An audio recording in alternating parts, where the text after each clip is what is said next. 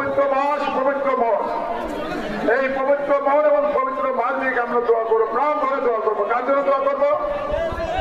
আমাদের মমতাময়ী মা দেশের বেগম খালেদা জিয়ার জন্য দোয়া করবো। তিনি জানেন যে আওয়ামী লীগ সরকার, হাসিনা সরকার তাকে জেল কিলিং করার চেষ্টা করেছে, পারে নাই।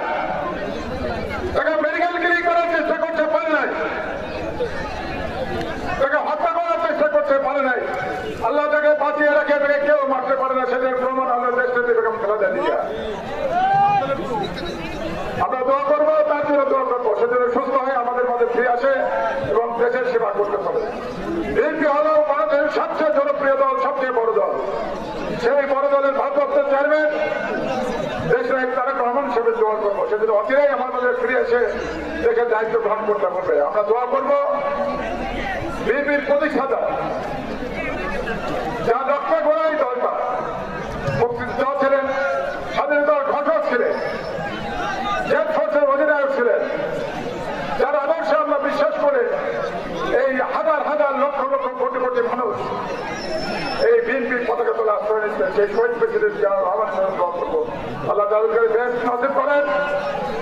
আল্লাহ তার দলটার জন্য আগামী নির্বাচনে ক্ষমতা আসতে পারে এবং জনগণের সেবা করার সুযোগ পান। আমি তার জন্য দোয়া করবো। রাজবাড়ির বিএনপির প্রতিষ্ঠা লগ্ন থেকে আজ অব্দি যারা মৃত্যুবরণ করেছেন তাদের জন্য দোয়া করবো, এলাকাবাসীর জন্য দোয়া করবো।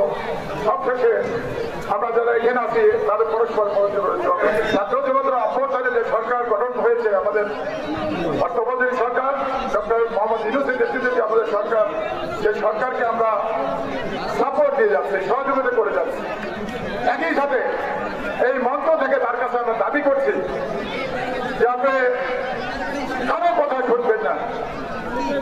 বিএনপি একটা জনপ্রিয় দল, বিএনপি সবচেয়ে বড় দল, বিএনপির চাওয়া একটা ফ্রি ফেয়ার ক্রেডিবল ইলেকশন।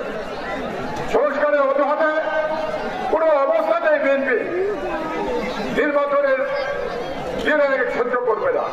আমরা অনুরোধ করবো এই মঞ্চ থেকে অনতি বিলম্বে নির্বাচনের তারিখ ঘোষণা করে আগামী ডিসেম্বরের মধ্যে, বিএনপির আগামী ডিসেম্বরের মধ্যে নির্বাচনের একটা তারিখ ঘোষণা করে একটা ফ্রি ফেয়ার ক্রেডিবল ইলেকশন দিয়ে একটা জনগণের সরকার প্রতিষ্ঠা করার সুযোগ দেন। আমরা আশা করি সেই জনগণের সরকার হবে, বিএনপি সরকার, সেই সরকার নেতৃত্ব দেবে দেশ নেত্রী বেগম খালেদা জিয়া, সেই সরকার নেতৃত্ব দেবে দেশ তারেক রহমান সাহেব। সমস্ত গুণাগুলাকে ক্ষমা করে দিয়ে তাকে সেবা দান করুন।